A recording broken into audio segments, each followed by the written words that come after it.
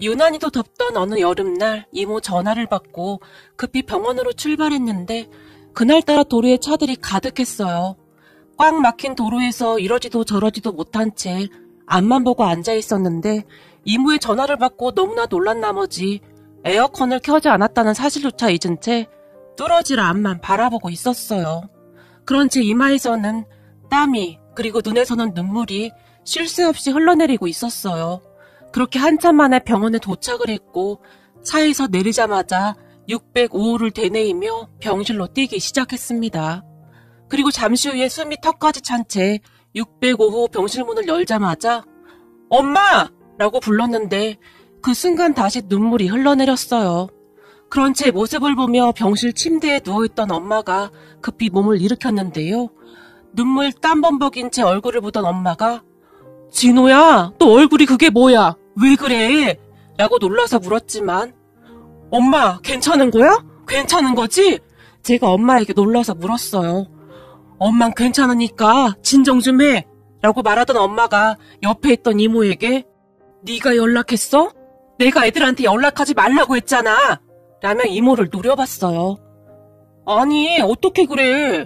거기다 그 여자 때문에 이렇게 됐는데 애들도 알 건 알아야지. 이모도 지지 않고 목소리를 높였어요. 이모의 말을 듣던 제가 그 여자 어딨어?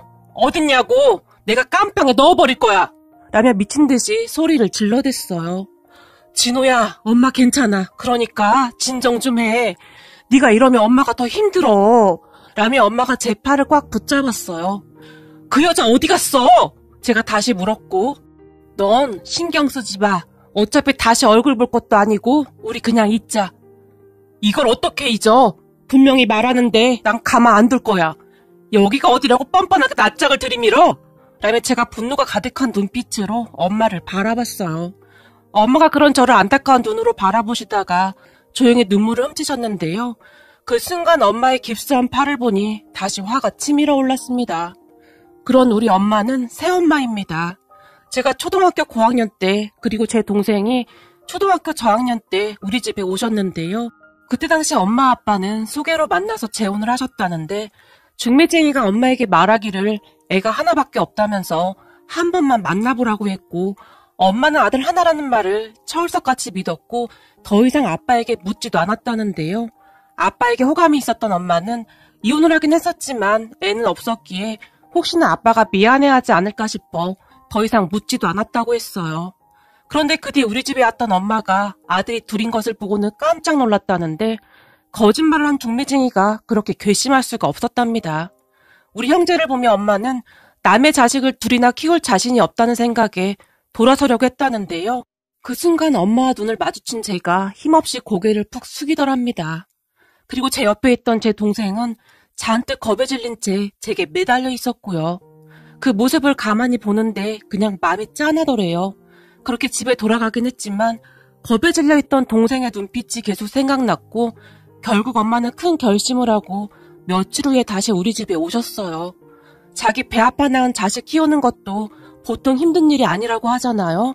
그런데 남의 자식을 그것도 전체의 자식을 키우겠다고 결심을 했다고 하니 엄마가 얼마나 어려운 결정을 했을지 감히 짐작하기도 어려울 정도입니다. 그렇게 우리 집에서 함께 살기 시작한 엄마는 그냥 한마디로 천사였어요. 처음 한동안 우리는 엄마 곁을 맴돌기만 할 뿐 선뜻 다가가지 못했지만 엄마는 우선 맛있는 음식으로 우리 마음을 사로잡으려고 노력했어요. 제 동생이 갈치조림을 참 좋아했는데 밥상에 갈치조림을 자주 올리며 동생의 마음을 사로잡았고 엄마는 동생 옆에 딱 붙어 앉아서 생선 가시를 일일이 발라주었어요. 그런 엄마의 모습에 제 마음도 조금씩 움직이기 시작했고 어느 날은 저기 엄마 라며 제가 엄마를 보며 처음으로 엄마라고 불렀어요. 어? 왜? 뭐 더 줄까? 뭐 필요해? 라고 엄마가 놀란 표정으로 물었는데 엄마는 제가 엄마라고 불러준 것에 대한 놀라움과 반가움이 가득해 보였어요. 그게 아니라 엄마도 밥 드시라고요. 계속 가시만 발라주느라 밥도 못 드시고 라며 제가 떠듬떠듬 말했어요. 그게 걱정됐어? 괜찮아. 엄만 니들 밥 먹는 것만 봐도 배가 부른걸. 제 말에 가슴이 벅찼던 것인지 엄마의 눈시울이 붉어져 있었어요.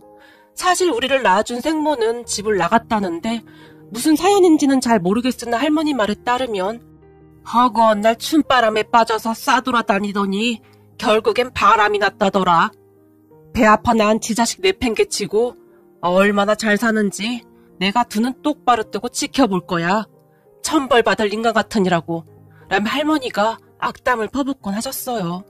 그런 생모였기에 단 한 번도 엄마의 정을 제대로 느껴보지 못했던 우리에게 처음으로 엄마라는 존재가 어떠한 존재인지 알려준 분이 바로 지금의 우리 엄마입니다. 아마도 엄마는 우리 형제를 단 한 번도 친자식이 아니라고 생각해 본 적이 없었을 거예요. 엄마의 표정과 말투, 그리고 엄마의 품 안에 쏙 들어가 있으면 그렇다라는 것을 확신할 수 있었으니까요. 엄마가 오신 뒤 꾀지지하던 우리 형제는 전혀 다른 사람이 되었고 학교가 끝나고 집에 오면 항상 맛있는 간식들이 있었어요. 잘 구워진 고구마를 호호 불며 껍질을 일일이 손으로 까서 우리에게 주면서 많이 먹어 그래야 쑥쑥 크지 라고 말하던 엄마는 우리가 잘 먹는 모습만으로도 그저 행복해했어요. 그렇게 우리 가족은 행복이라는 것이 무엇인지 처음으로 알게 되었고 하루하루가 꿈만 같았습니다. 그런데 참 인생이라는 것이 어쩌면 그렇게 허무하기만 한 것인지 어느 날 일을 하러 갔던 아버지에게 사고가 있었다는 연락이 왔고 연락을 받은 엄마와 우리 형제가 급히 병원으로 갔는데요. 아빠는 몇 번이나 심폐소생술을 받다가 결국 세상을 떠나셨습니다. 의사가 엄마와 우리 형제에게 다가와서 아빠의 사망 소식을 알렸고 의사의 말에 엄마와 제 눈이 마주쳤는데 그 순간 엄마의 눈은 뭐라고 설명할 수도 없을 만큼 복잡하고 슬퍼 보였어요. 그리고 그런 엄마를 보며 저는 두려움에 휩싸였는데 앞으로 동생과 나는 어떻게 되는 것일까 하는 두려운 마음에 눈물조차 나오지 않았어요. 사실 엄마는 우리와 피 한 방울 섞이지 않았기에 엄마가 우리를 두고 떠난다고 해도 이상할 게 전혀 없었으니까요. 그렇잖아요. 어느 누가 남편도 없이 홀로 세상 떠난 남편의 자식들을 기르겠다고 하겠습니까? 이런저런 생각으로 제 머릿속은 굉장히 복잡해져 있었는데 눈을 감은 아버지를 부둥켜 안고 엄마가 대성통곡을 하고 있었어요. 그렇게 곧 아빠의 빈소가 마련되었고 장례식장에 사람들이 찾아오기 시작했는데 낱말하게 좋아하는 사람들이 마치 재미있는 구경거리라도 생겼다는 듯이 수근거리기 시작했어요. 저 엄마 말이야, 친엄마도 아닌데 이제 곧 떠나겠네. 그럼 애들은 어떻게 되는 건가? 누군가 조용히 속삭였고 남편도 없는데 뭐하러 남아있겠어. 그리고 내 자식이라 해도 여자 혼자 애 둘 키우는 게 어디 보통 일이야? 당연히 자기 살 길 찾아 떠나가겠지. 또 다른 누군가가 조용히 속삭였는데 그게 속삭이는 말인 것인지 아니면 우리가 다 들을 수 있도록 하는 말인 것인지 그 사람들의 말이 우리의 귀에 고스란히 들려왔고 그 사람들의 말의 동생이 엄마, 우리 두고 갈 거야? 아니지. 엄마 안 갈 거지. 우리 두고 가지 마. 제발. 이라며 갑자기 눈물을 터뜨렸어요. 아니야. 누가 그래. 엄마가 니들을 두고 가긴 어딜 가. 그러니까 걱정하지 마. 엄마는 항상 니들 옆에 있을 거니까. 라며 엄마가 동생을 꼭 끌어안았어요. 하지만 엄마의 말을 듣던 엄마의 동생, 그러니까 이모가 엄마에게 미쳤어? 언니가 왜 애들을 책임져? 이렇게 된 마당에 언니 새 출발할 생각해. 애 둘이나 있는 호래비한테 간다고 했을 때부터 마음에 안 들었어. 그러니까 그때 우리 말을 들었어야 할 거 아니야.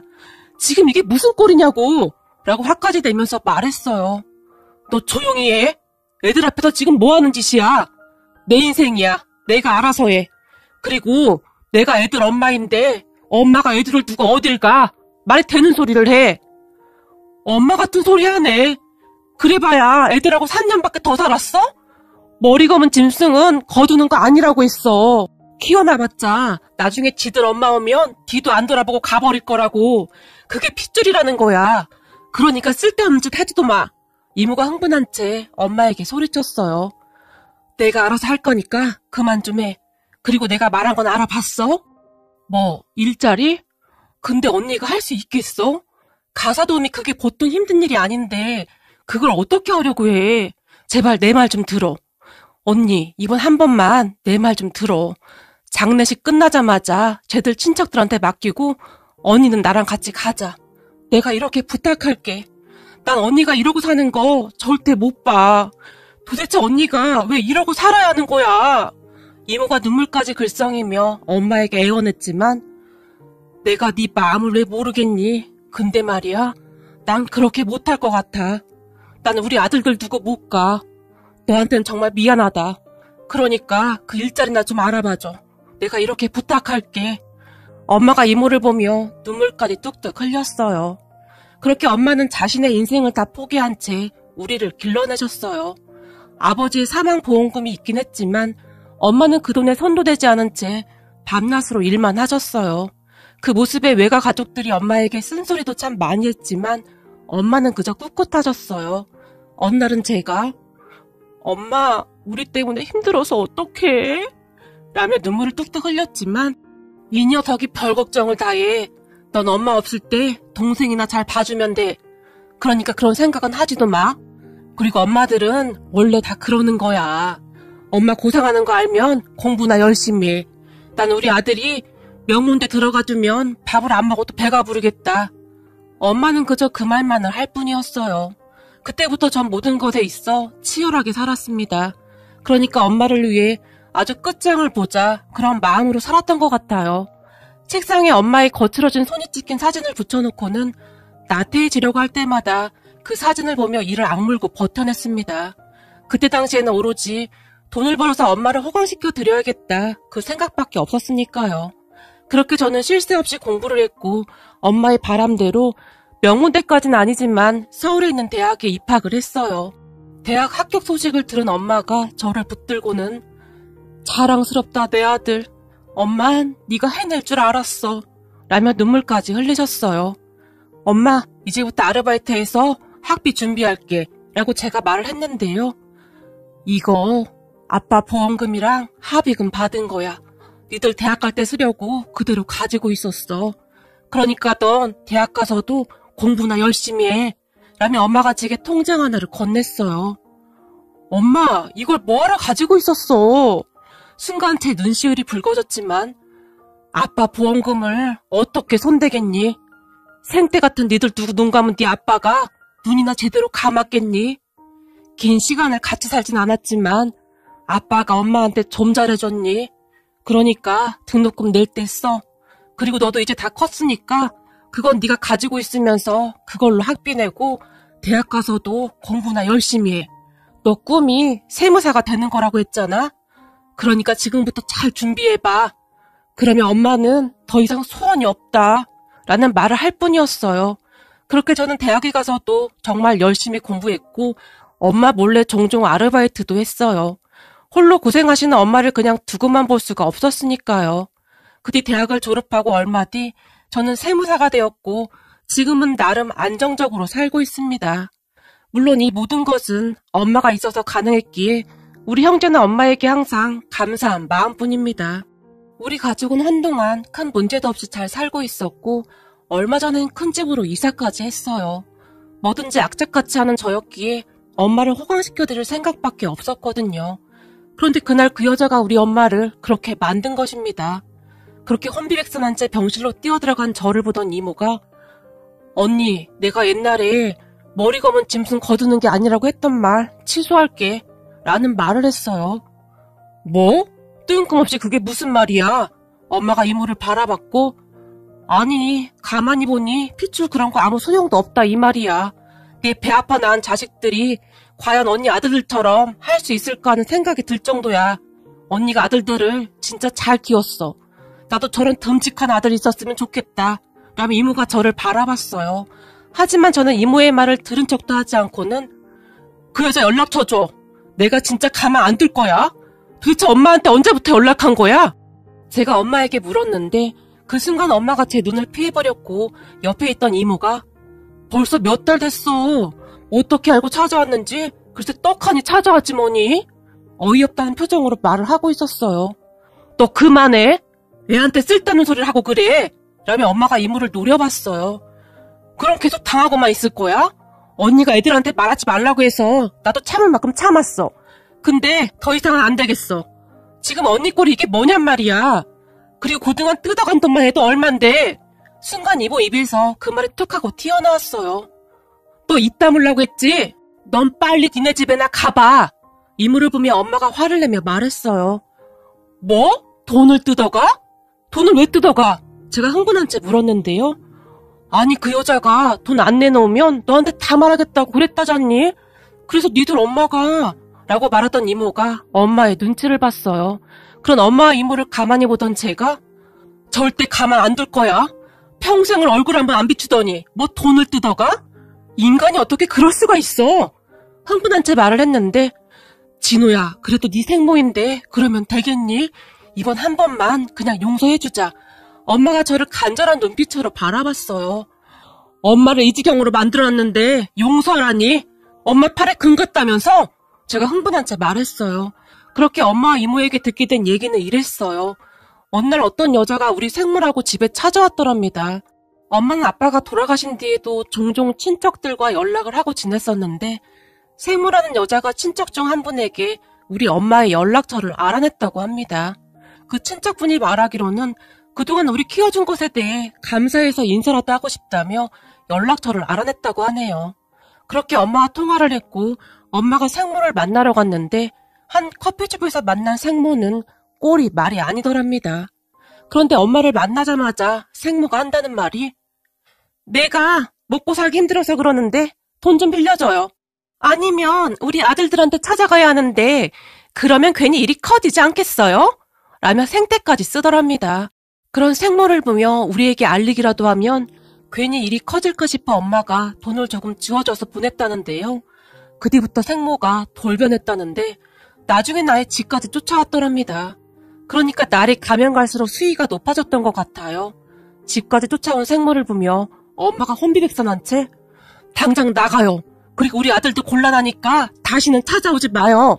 라며 내쫓으려고 했지만 생모가 안 가겠다고 버팅겼다고 하네요. 내 배 아파 낳은 내 자식인데 나도 여기서 살 권리가 있는 거지. 사실 이 집도 우리 아들이 번 돈으로 산 거라며. 오늘부터 나도 이 집에서 살 테니까 그런 줄 알아. 생모가 소파에 대자로 누워버리더랍니다. 그런 생모를 엄마가 억지로 일으켜 세우려고 했다는데 그 순간 생모가 화까지 내면서 엄마를 발길질로 밀어버렸답니다. 그렇게 엄마가 저만큼 나가 떨어졌다는데요. 그러다가 결국 엄마 팔에 금이 간 거였고요. 그 말을 듣고는 도저히 참을 수가 없었어요. 생각해보세요. 엄마가 그렇게 당했다는데 어느 아들이 가만히 있겠습니까?